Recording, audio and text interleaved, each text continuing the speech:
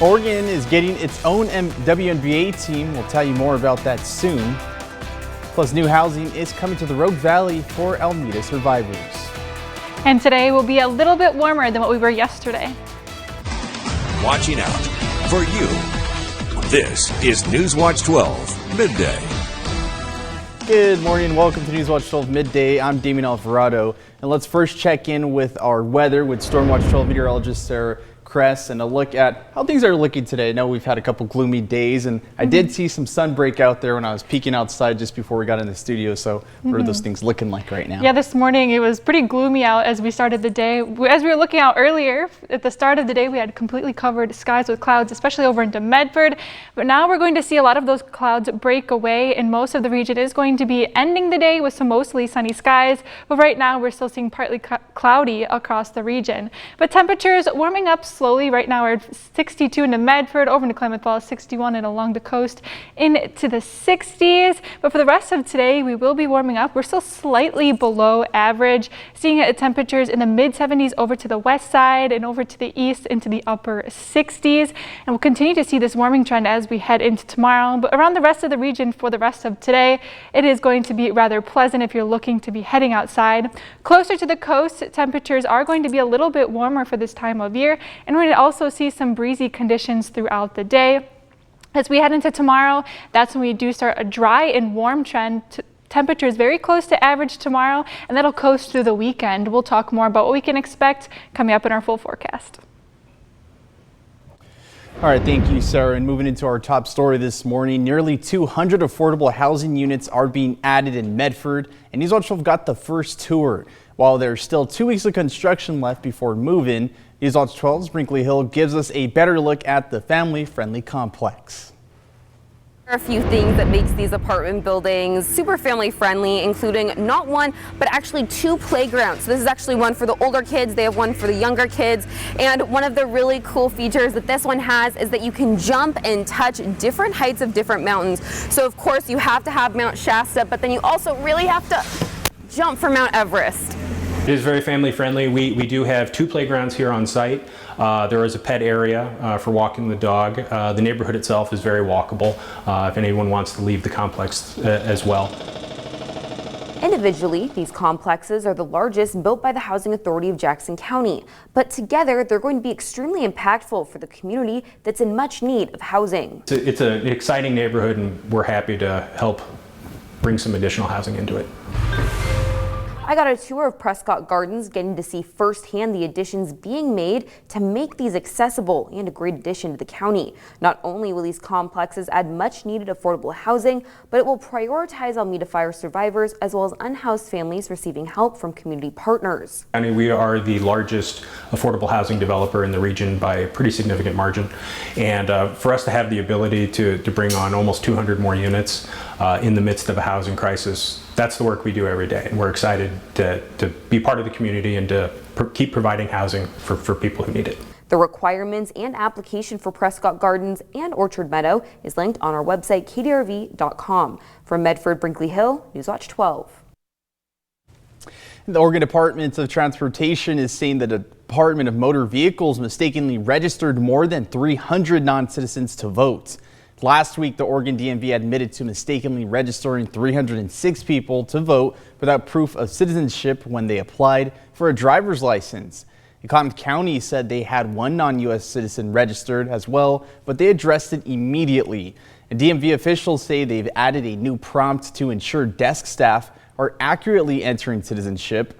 Oregon Secretary of State LaVon Griffin-Valade released a statement saying they notified all impacted residents they would not receive a ballot unless they prove citizenship. Now we have one finger pointing at the other finger. Well, it's their fault. No, it's this fault. No, there was a breakdown in the system. Was it a data clerical error? Maybe, but if you're asking DMV people to do a job that's the Secretary of State's job because they have the expertise in registering people to vote, where did that happen and why did that happen? Helfrich has called upon his Democratic counterparts, Majority Leader Ben Bowman, to bring the Secretary of State and DMV leadership in front of the House Rules Committee for answers.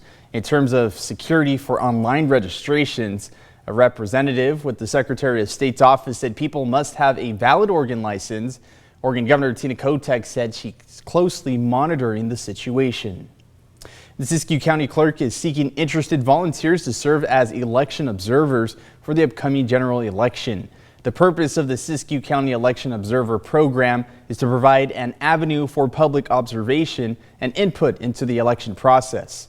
Observers are non-paid volunteers and have the opportunity to monitor the various phases of preparing for the election, election day activities, and post-election procedures and reporting.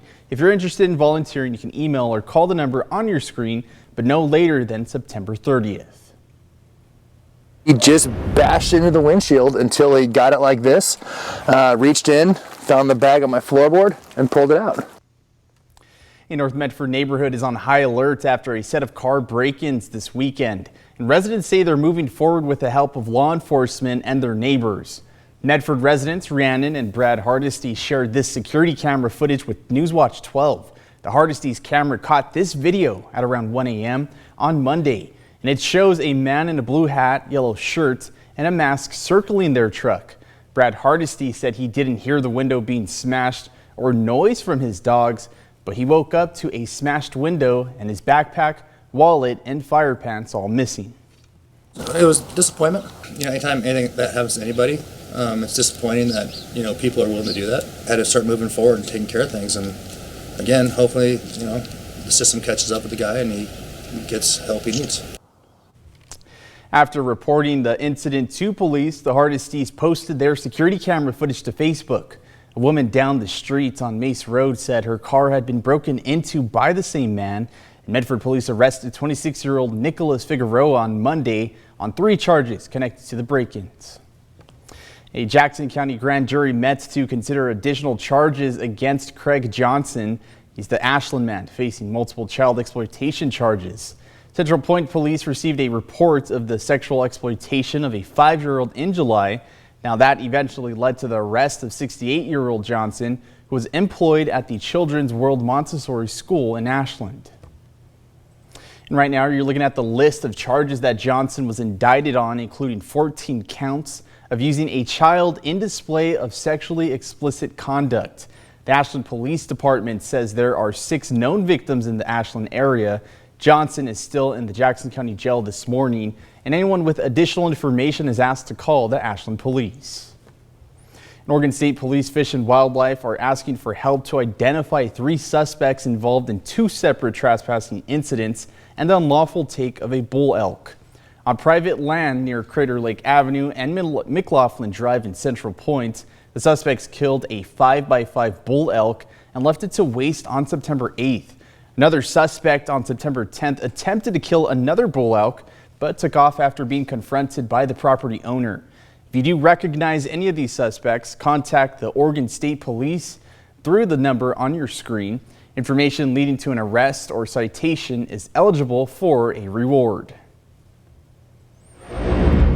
In continuing coverage, negotiations continue as Boeing workers demand better pay. Yesterday marked day 6 of the machinist strike.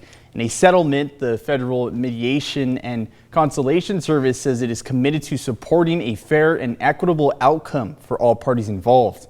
The union's international president traveled to Everett to support workers on the picket line, and workers want a 40% pay increase and have rejected a tentative contract with a 25% increase over 4 years.